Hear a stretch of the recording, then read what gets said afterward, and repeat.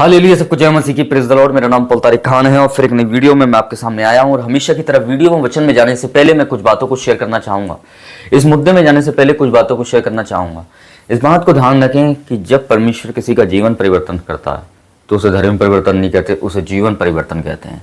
जैसे आपने देख लिया होगा मेरे प्रियानो, थंबनेल टाइटल देख के मैं किस टॉपिक, किस विषय के बारे में बात कर रहा हूं। और वो टॉपिक, वो विषय मेरे प्रियानो, जो इन दिनों में मेरे प्रियानो बड़ा गर्म और मुद्दा के साथ मार कि हम देख रहे हैं कि चल रहा है मेरे प्यानो। अभी हम देख रहे हैं कि किस तरीके से जो यीशु दरबार जी हैं मेरे प्यानो, जिनको पादरी हैं वहाँ के, उन्हें किस तरीके से कॉन्फ्रेंस में गिरफ्तार कर लिया गया था। ये कुछ पुरानी न्यूज़ है मेरे प्रियानो, पर क्या है अभी तक वो उस जेल की सलाखों में। पर मैं आपको बताना चाहता हूँ, पर ऐसी परिस्थितियाँ क्यों 90 लोग सहित उन्हें गिरफ्तार किया गया, जिसमें मेरे प्रियानो कुछ विश्वासी थे और कुछ मेरे प्रियानो उन्हीं के चर्च के लोग थे। पर मैं बताना चाहता हूं, और इस तरीके का आरोप लगाया गया कि उन जबरन लोगों का क्या है धर्म परिवर्तन किया जा रहा था। कुछ अस्पतालों में पेशेंट थे, वहां भी उनका धर्म परिवर्तन किया जा रहा था। इस तरीके का मेरे प्रियानो इस प्रेस रिपोर्टर का कहना है, जिसकी मैंने वीडियो क्लिप आपको अभी दिखाने वाला हूँ, जिसका चैनल है मेरे प्रियानो। तो पहले इस वीडियो क्लिप को सुनते हैं और फिर इस टॉपिक, विषय के बारे में बात करते हैं कि ऐसी परिस्थितियां हैं क्यों, और ऐसा हमारा साथ, ऐसा समाज के साथ ऐसा क्यों हो रहा है। पहले सुनिए वीडियो क्लिप। नमस्कार, मैं अशोक कुमार पांडे और स्वागत है आपका टीसीएच पर। पिछले कुछ दिनों से धर्मांतरण को लेकर, धर्म परिवर्तन को लेकर लगातार तमाशे देखे गए हैं। यूपी में धर्मांतरण विरोधी कानून बना, राजस्थान में अभी धर्मांतरण विरोधी कानून बना है और कई और जगहों पर, खासतौर पर भाजपा का जहां पर राज है वहां पर धर्मांतरण विरोधी कानून बनाया जा रहा है। कहा यह जा रहा है कि हिंदुओं का धर्म परिवर्तन करवाया जा रहा है और उसको रोकने के लिए धर्मांतरण विरोधी कानून बहुत जरूरी है। उड़ीसा में बहुत सारे ऐसे केस देखे गए हैं जहां चर्चों पर हमला हुआ है। इसके अलावा मध्य प्रदेश में, राजस्थान में, यूपी में कितने ही ऐसे केस देखे गए हैं जहां या तो मुसलमानों को या ईसाइयों को गिरफ्तार किया गया है इस बात के लिए कि उन्होंने धर्मांतरण कराने की कोशिश की। जिस मुकदमे और फैसले की मैं बात करने वाला हूं उस पर तो आऊंगा, लेकिन उसके पहले कुछ सवाल हैं। क्या धर्मांतरण कानून सिर्फ तभी लागू होगा अगर किसी हिंदू को मुसलमान या ईसाई बनाया जाए, या फिर तब भी लागू होगा जब किसी मुसलमान को धर्म परिवर्तन करके हिंदू बनाया जाए? घर वापसी का एक नारा देते हैं हिंदूवादी संगठन। इनका कहना है कि अतीत में 100 साल, 200, 500 साल पहले ये लोग हिंदू थे, हिंदू से मुसलमान बन गए, तो अब इनको अगर हिंदू बना रहे हैं तो बेसिकली ये इनकी घर वापसी है, धर्म नहीं हुआ। पॉलिटिकल पार्टी हो गई, कांग्रेस से बीजेपी में गए, बीजेपी से किसी और पार्टी में गए और फिर कांग्रेस में लौट आए तो कहा जाए कि घर वापसी है। इस तरह का तमाशा लगातार चल रहा है। आपने देखा है कि कितनी जगहों पर सार्वजनिक कार्यक्रम हुए हैं जहां पर किसी मुस्लिम को हिंदू बनाया गया है, लेकिन उस पर कभी कोई कार्रवाई नहीं हुई है। कभी पुलिस ने कोई पूछताछ नहीं की है, कोई एफआईआर लागू नहीं हुआ है। ऐसा लगता है कि मुसलमान या ईसाई को हिंदू बनाना तो बिल्कुल लीगल है, लेकिन हिंदू को ईसाई या मुसलमान बनाना इल्लीगल है। बहुत सीधा सा मामला है कि अगर धर्मांतरण रोकना है तो दोनों तरफ का धर्मांतरण रोकना चाहिए था, लेकिन जितने कानून बने हैं उन कानूनों में एक तरफ के ही धर्मांतरण पर ज्यादा जोर है। जैसे आपने वीडियो क्लिप में सुना मेरे प्रियानो की इस तरीके की परिस्थितियां आपने देखी इस वीडियो क्लिप के अंदर की, जो आप भी सुना, तो सबसे पहली बात यह है कि इस वीडियो क्लिप में ये बताया गया कि एक तरफा। मैं अब ये बताना चाहूंगा कि जब आप कानून बना रहे हैं तो आप दोनों पार्टियों का बराबर बनाएं, बल्कि फिर एक तरफ का कानून ना बनाएं।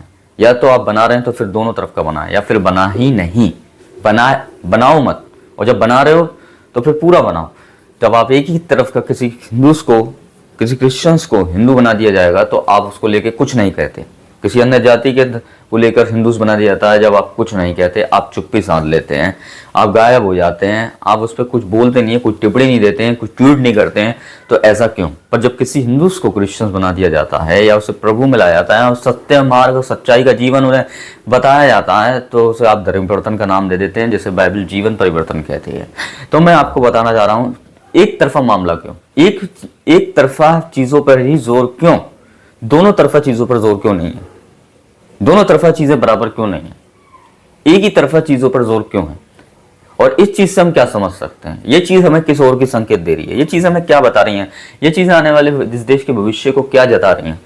एक तरफ से जोर दिया जा रहा है, दूसरी तरफ नहीं दिया रहा। तो इस चीज से हमें समझ में आता है, अगर आप चुप्पी साध रहे हैं तो कहीं ना कहीं ये मेरे प्रियानो आज हमारे पक्षपात और भेदभाव की भावना हमारे देश में बहुत पल रही है। इसको देख के हम देख सकते हैं कि जातिवाद को लेकर मेरे प्रियानो गवर्नमेंट में, मेरे प्रियानो गवर्नमेंट सरकार में, मेरे प्रियानो कहीं ना कहीं मेरे प्रियानो एक जातिवाद, एक हिंसा की भावना लोगों के अंदर पैदा हो चुकी है। और मेरे प्रियानो उनके अंदर एक गलत इंटेंशन को दिया जा रहा है, जिससे हमारे देश का फ्यूचर एक अंधकार की तरफ जा रहा है। ये हम देख सकते हैं मेरे प्रिय भाई बहनों। पर मैं बताना चाहता हूं, जब आप कर ही रहे हो तो आप दोनों तरफा पार्टी का मामला बराबर रखो। जब आप कानून बना ही रहे हो तो फिर सबके लिए बनाओ, नियम बना रहे हो तो सबके लिए बनाओ, और जब आप नहीं बना रहे हो तो फिर एक के लिए भी मत बनाओ। काम करो तो पूरा करो, वरना मत करो। और जब आप कर ही रहे हो तो दोनों पार्टियों के लिए कानून बराबर रखो। पर जैसे क्रिश्चियंस को हिंदू बना दिया जाता है तो कुछ नहीं है, अन्य जाति के लोगों को हिंदू बना दिया जाता है तो कुछ नहीं है। जब आप चुप्पी साध लेते हो, जब आप चुप हो जाते हो, जब आप कुछ नहीं कहते हो, जब आप टिप्पणी नहीं देते हो, जब आप कुछ एक्शन नहीं लेते हो, तो इसके मतलब इससे हम क्या समझ सकते हैं? इससे हम ये चीजें किस ओर की संकेत देती हैं? जो आपकी चुप्पी साधना, आपका एक्शन नहीं लेना, ये किस ओर संकेत दे रहा है? ये बात है। हम एक ही बात समझ सकते हैं, ये एक पक्षपात और एक भेदभावनाओं की और एक शोषण को संकेत दे रहा है। ये बातें हम समझ सकते हैं इन चीजों को देखकर, ये एक्शन प्लान्स को देखकर हम यही चीजें समझ सकते हैं। पर अगर आप कानून बना रहे हो तो दोनों तरफ बनाओ। अगर दोनों तरफ बना रहे हो तो हम समझेंगे हाँ भाई कानून बराबर है सबके लिए, और ऐसा कुछ नहीं है, और नियम सबके लिए बराबर है। पर अगर आप एक तरफा ही मामला रखोगे तो फिर आदमी अपने देश में, अपने देश का नागरिक अपने देश में कैसे सेफ रह सकता है, कैसे सुरक्षा पा सकता है? आप मुझे बताइए। खासतौर मैं कह रहा हूं कि इस गवर्नमेंट की सरकार में, बीजेपी सरकार में, ये इस तरीके की अगर वारदातें होती रह रही हैं तो अब जब आप होंगी तो फिर इस हमारे देश के हालात क्या होंगे? हमारे देश का फ्यूचर किस तरफ जाएगा? आप मुझे बताइए। आम नागरिक रह नहीं पाएगा इस देश के अंदर। क्यों नहीं रह पाएगा? क्योंकि कहीं ना कहीं क्या है, उन्हें सुरक्षा नहीं है, उन्हें सेफ्टी नहीं है, और इस चीज को लेकर वो क्या है, चिंतित रहेंगे। पर मैं बताता हूँ, हमारी तो सहायता परमेश्वर की योगा की ओर से होती है, और वो हमें संभालता है, वो हमें सुरक्षा देता है।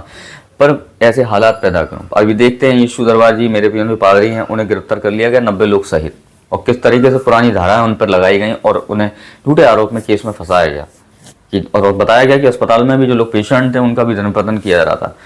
ये इस वीडियो क्लिप में मेरे पियन ने थोड़ा सा हमने झलक देखी थी, और ये वीडियो मेरे पास आई भी थी, पहली वीडियो भी ऐसी प्रकार की मेरे पास आ चुकी हैं। पर मैं आपको बताना चाहता हूं, अगर यही हालात रहे तो फिर मेरे पियानो क्या चीज़ है। इस वीडियो को बनाने का कोई और मकसद नहीं है। इस वीडियो बनाने का एक ही मकसद है कि एक राइट मैसेज उन बजरंग दल, उन बीजेपी सरकार तक पहुंचने पर जो इस तरीके की चीज़ें कर रहे हैं, हमारा देश पक्षपात का देश नहीं, हमारा देश पक्षपात का देश नहीं होना चाहिए। हमारा देश बराबरी का होना चाहिए। पक्षपात, भेदभाव यहाँ देखने को हमें मिलेगा अगर कहीं भी सेक्टर में, तो मेरे प्रियानो ये एक बड़ी शर्मनाक बात है। पर मैं बताना चाहता हूँ, अगर इस तरीके की हरकतें होती रहेंगी, इस तरीके की चीज़ों को अंजाम देते आएंगे ये लोग, तो मेरे प्रियानो ये चीज़ गलत है। पर आप कानून बना रहे हैं तो फिर एक चीज़ पे जोर नहीं, दोनों चीज़ों पर जोर दें, या तो फिर दे ही नहीं आप, या फिर उस कानून को पास ही नहीं करें आप। पर आप जब कर रहे हैं तो उस काम को पूरी रीति से करें और पूरी जागरूकता के साथ करें, वरना आप करें नहीं। अगर आप ऐसा करेंगे तो हम इससे यही समझेंगे कि ये चीज़ ये कहीं ना कहीं गलत है, और ये कहीं ना कहीं बहुत बड़ी रास्ते है मेरे प्रियानो। खाली उन विश्वासियों के साथ ही नहीं, पर उन लोगों के साथ भी जो आम नागरिक हैं, मैं बताना चाहता हूँ।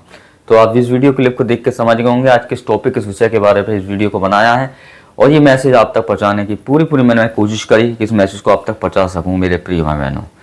और आप भी लोगों तक शेयर करें कि ताकि लोगों के अंदर अवेयरनेस आए और लोगों भी, विश्वासी भी इस चीज़ों के लिए प्रार्थना करें।